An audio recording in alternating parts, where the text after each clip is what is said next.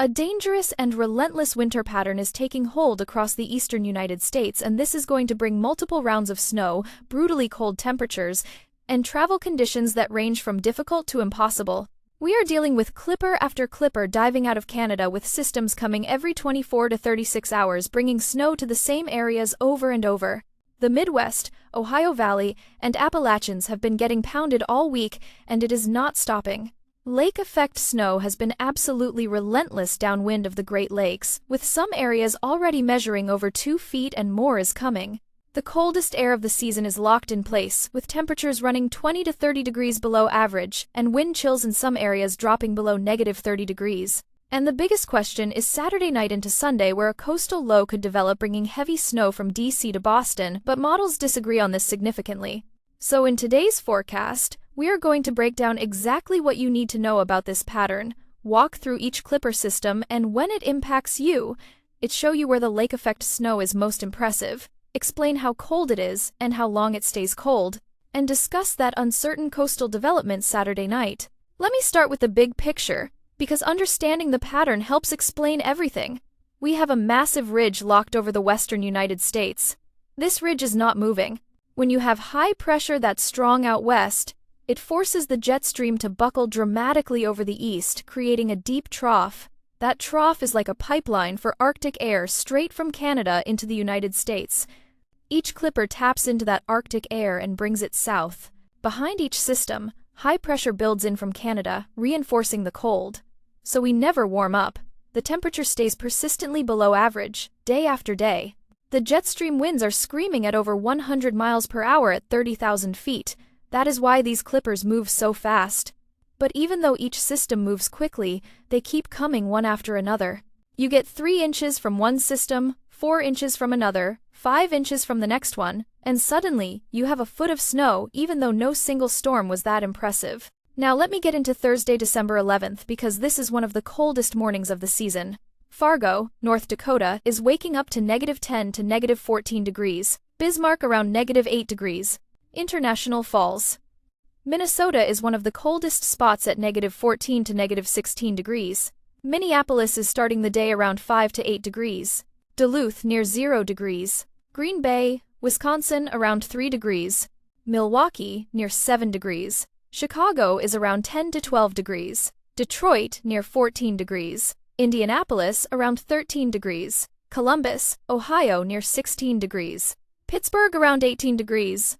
Buffalo near 16 degrees. Syracuse around 13 degrees. These are actual air temperatures well below average for mid-December. Now, if you are wondering how cold it is going to feel outside, wind chills Thursday morning are life-threatening in some locations. Fargo wind chills near -38 to -40 degrees.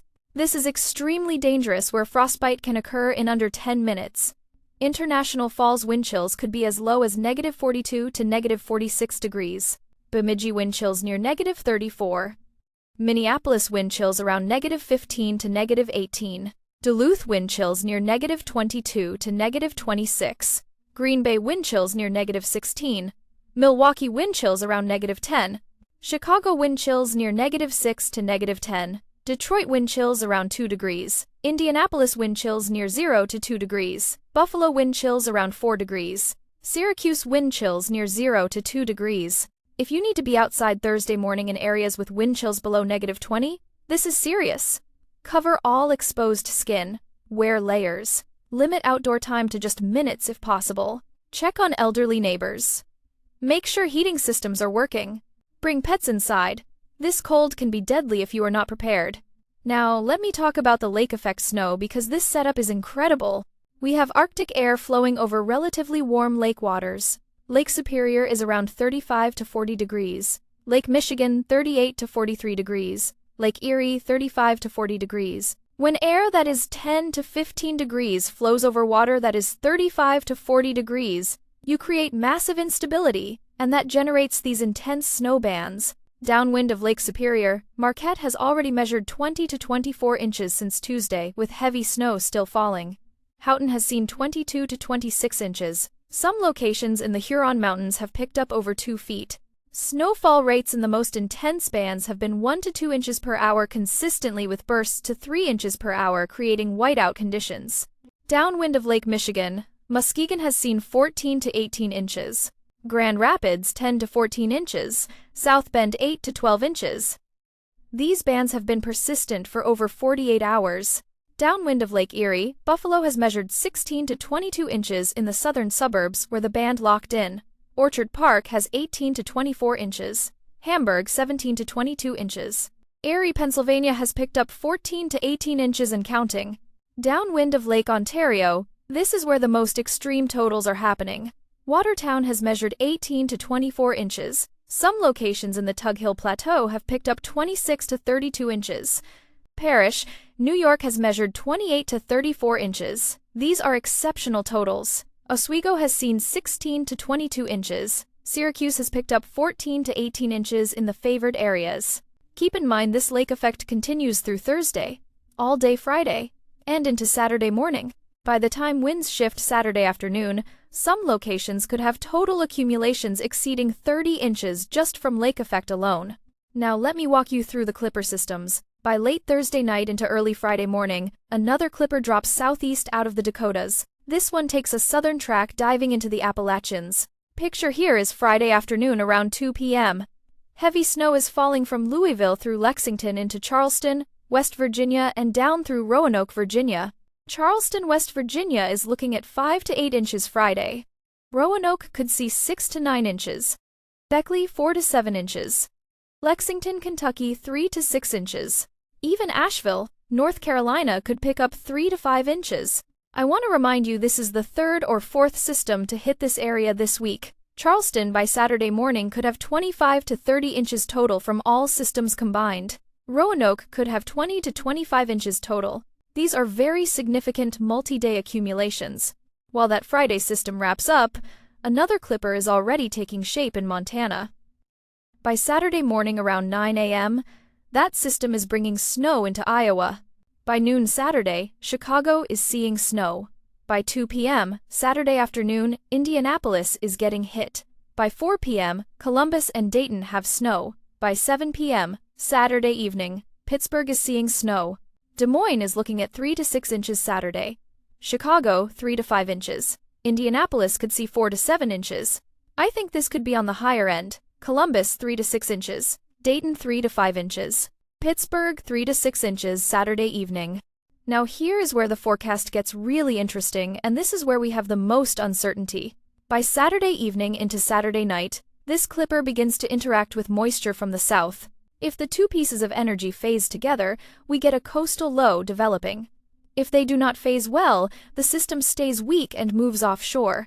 The European model has been very consistent showing this coastal development. Picture here is Saturday at 10 p.m. Moderate to heavy snow is moving into D.C., Baltimore, and southern Pennsylvania. By midnight, Philadelphia is seeing snow. By 2 a.m. Sunday morning, New York City has snow. By 4 a.m., Providence is seeing snow. By 6 a.m., Boston has snow. Let me give you what the European model shows for totals because this would be significant. D.C. is looking at 7 to 11 inches. I honestly think areas just northwest of the city could see 10 to 14 inches if the band sets up right. Baltimore 6 to 10 inches. Philadelphia 9 to 13 inches. This would be the biggest snow of the season for Philadelphia. Northern New Jersey 7 to 11 inches. New York City 6 to 10 inches for most of the city with higher amounts in northern suburbs. Bridgeport, Connecticut 5 to 9 inches. Providence 6 to 9 inches. Boston 4 to 7 inches. But the GFS model shows something very different. On the GFS, DC gets 4 to 7 inches, Baltimore 3 to 6 inches. But then the low moves offshore quickly. Philadelphia only sees 3 to 6 inches, New York City 1 to 4 inches, Boston 1 to 2 inches. Most of the heavy snow stays over the ocean. This is a massive disagreement. The difference between 10 inches and 2 inches is huge. We are about 54 hours away from this.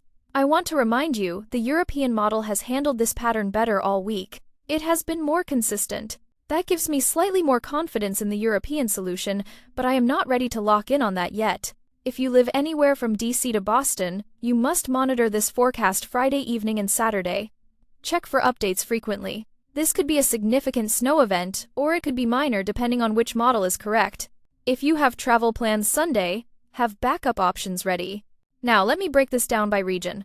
If you are in the northern plains like North Dakota and South Dakota, Thursday is extremely cold with dangerous wind chills. Highs only reach 0 to 5 degrees. Overnight lows Thursday night drop to -15 to -25. Wind chills Thursday morning are life-threatening at -35 to -45. Friday is still very cold with highs in the single digits. Saturday moderates slightly with highs reaching 10 to 15 degrees. Each clipper brings 1 to 3 inches of light snow. Roads remain snow-covered and icy all week. If you are in the upper Midwest like Minnesota, Wisconsin, and northern Michigan, this is persistent cold and very active lake effect. Minneapolis highs Thursday only around 8 to 10 degrees. Friday highs, low to mid-teens. Saturday, near 20. Lake effect continues through Saturday with additional 10 to 20 inches possible in favored zones. Marquette could see total accumulations reach 28 to 36 inches by Saturday evening. Grand Rapids could total 15 to 20 inches. Travel in lake effect zones is extremely difficult with whiteout conditions. If you are in the Midwest, like Iowa, Illinois, Indiana, and Missouri, you have dealt with multiple clippers, and Saturday brings another. Des Moines has accumulated 8 to 12 inches this week, with Saturday adding 3 to 6 more. Chicago, similar totals. Indianapolis has been hit hard with 10 to 15 inches this week, and Saturday could bring 5 to 8 more. Temperatures remain below average with highs in the 20s. Saturday evening travel could be hazardous. If you are in the Ohio Valley like Ohio, Kentucky, and West Virginia, this has been extremely active. Columbus has accumulated 10 to 15 inches with Saturday adding 3 to 6 more. Friday brings another system for Kentucky and West Virginia. Louisville, 4 to 6 inches. Lexington, 5 to 7 inches. Charleston, 6 to 9 inches on top of what is already there. Travel in West Virginia mountains is very difficult with many roads snow-covered. If you are in the Appalachians and Virginia corridor, you have been hit harder than anywhere. Charleston could have 28 to 34 inches total by Sunday from all systems this week. Roanoke 24 to 30 inches total. This is exceptional. Travel is very difficult. Snow removal cannot keep up. Make sure you have supplies at home. If you are in the mid-Atlantic like DC, Maryland, and Pennsylvania, Saturday night into Sunday is your main concern. If the European model verifies, this is a major event. DC 8 to 12 inches. Baltimore 7 to 11 inches. Philadelphia 10 to 14 inches. This would create very difficult travel Sunday. If the GFS is correct, amounts are much less. DC 5 to 8 inches. Philadelphia 4 to 7 inches. Monitor closely Friday and Saturday. Have flexibility in your plans. If you are in the Northeast, like New York and New England, you have ongoing lake effect through Saturday, plus coastal uncertainty Saturday night. Buffalo total accumulations 20 to 30 inches. Syracuse 20 to 25 inches. Watertown potentially 30 to 38 inches. For the coastal system, New York City could see 2 to 5 inches on GFS or 7 to 11 inches on European. Boston 2 to 4 inches on GFS or 5 to 8 inches on European. This wide range reflects the uncertainty. Now let me explain why this pattern has been so active. The jet stream configuration features a massive ridge over the west and deep trough over the east. This creates extremely strong northwest flow aloft. Notice how these clippers follow almost identical tracks. They drop southeast from Montana, cross the northern plains, move through the Midwest and Ohio Valley, and some dive into the Appalachians. The persistence is what makes this unusual. We have had clipper after clipper for nearly a week because the high pressure out west is locked in place. It is not budging. The cold air continues to get reinforced by high pressure from Canada behind each system. The lake effect is so persistent because we have the perfect combination of cold air and warm water. The temperature difference between air and lake surface is 30 to 35 degrees. That creates huge instability. Add in northwest winds and long fetch and you get these incredibly persistent bands. Confidence is very high on continued lake effect through Saturday. Confidence is high on Friday's clipper, impacting Virginia and West Virginia. Confidence is moderate to high on Saturday's clipper moving through the Midwest. Confidence is lower on coastal development Saturday night into Sunday. That remains the biggest question mark. After Sunday, the pattern shifts. The ridge out west breaks down. The trough lifts north. The jet stream becomes more zonal, meaning it flattens out. This slows clipper activity significantly. Milder air pushes north from the Gulf around Tuesday through Thursday of next week. Temperatures could run slightly above average, briefly, especially across the south. But I want to remind you, this warm-up is not permanent. This is a pattern reload. The Arctic air retreats back north. The air mass recharges. Then around December 23rd through December 26th, models suggest cold air returns, bringing another surge just in time for Christmas. Models show a system around Christmas Eve bringing snow back to the Midwest and lakes. But we are talking 10 to 14 days out, so confidence on details is very low. Looking at total snowfall over the next 7 days, the biggest accumulations are in the lake effect belts. Upper Peninsula of Michigan could see 25 to 35 inches total. Buffalo 20 to 30 inches. Syracuse 18 to 25 inches. Watertown 25 to 35 inches. Erie 15 to 25 inches. The Midwest sees 8 to 15 inches total from multiple clippers. The Ohio Valley similar amounts. The Appalachians see significant totals, with Charleston potentially reaching 25 to 30 inches total. The Mid-Atlantic and Northeast amounts depend heavily on Saturday night's system. If the European model is right, Philadelphia could see 15 to 20 inches total for the week. If the GFS is right, those numbers are cut in half. So, to summarize, multiple clipper systems continue through Saturday, bringing snow to areas already buried. Lake effect snow is relentless and potentially historic, with some locations exceeding 30 inches by Saturday evening. Dangerous cold continues, especially Thursday morning, with life-threatening wind chills across the northern plains and upper Midwest. The biggest uncertainty is Saturday night into Sunday, with a potential coastal storm that could bring significant snow from D.C. to Boston, but model disagreement remains. After Sunday, the pattern shifts toward a brief warm-up next week before cold potentially returns around Christmas. If you have travel plans this weekend, build in flexibility, especially Saturday night into Sunday along the I-95 corridor. Monitor forecast updates Friday evening and Saturday morning. If you are in lake effect zones, travel is extremely difficult Thursday and Friday with whiteout conditions possible. Make sure vehicles have emergency kits with blankets, food, water, and supplies. Check on elderly neighbors and anyone who may be vulnerable. Make sure heating systems are working. Keep pets inside during the extreme cold Thursday morning. If you must be outside in areas with dangerous wind chills, limit time to just minutes and make sure all skin is covered. Thank you so much for watching, and we will see you in the next one.